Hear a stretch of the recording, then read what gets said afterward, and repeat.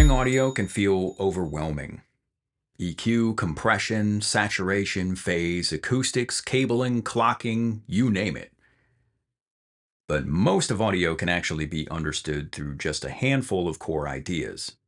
I've gone over what gets you hired in the field and some of the pros and cons of learning this at the college level. So once you're actually working on a project, what are you actually expected to know?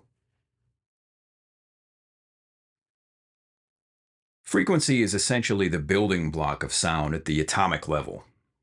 We subjectively perceive this as pitch. So, what is it really?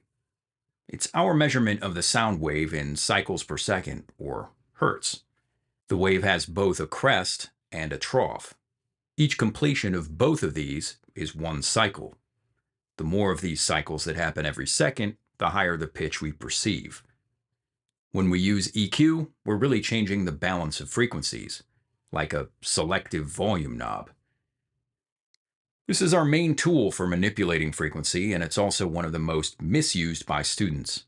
I'm well familiar with the magical smiley face curve that just makes everything sound better. So, knowing what you're manipulating rather than just spinning knobs can go a long way to get things sounding professional. The second fundamental is balance. This is also the one most beginners skip. Most mixing problems are balance problems pretending to be EQ problems. When a mix sounds muddy, or harsh, or cluttered, the first instinct is to reach for a plugin. But many great mixes are built well before the first EQ is ever loaded. They're built by deciding what's important, what's supporting, what needs to come up and what needs to come down, what needs to get out of the way entirely. A fader is one of the most powerful mixing tools you'll ever use. And I highly recommend mixing everything dry and getting your balance down before a single plugin is added. Different fields have to handle dynamics in different ways. In video, this is usually the distance between light and dark. For us, this is the difference between loud and quiet. Not every sound should be equally loud all the time. That sounds obvious, but many beginners and even some professionals use dynamics processors to flatten everything out. Compressors are the main tools we have to manipulate dynamics, which bring down the level of sounds set above a certain threshold.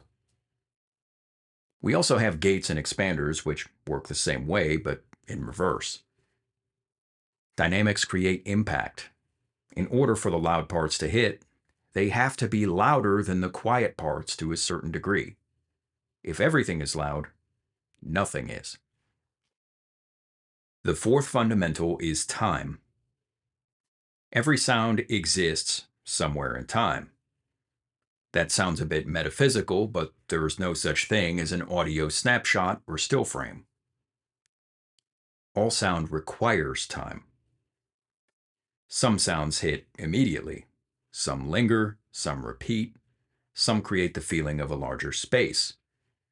We manipulate this with things like reverb, delay, rhythm, groove, and transients play a big part here too. They're all different ways of organizing sound across time. If frequency tells us what we're hearing, time helps tell us where it exists. Phase sounds intimidating, but at its simplest, phase is about how waves interact with each other. Sometimes they help each other. Sometimes they fight each other. Sometimes they cancel each other out completely. It's a relationship. It's easy to think that using 10 mics on one source might make it sound bigger, but more often than not, the opposite is true. When you learn to hear phase, it makes problem solving a lot easier.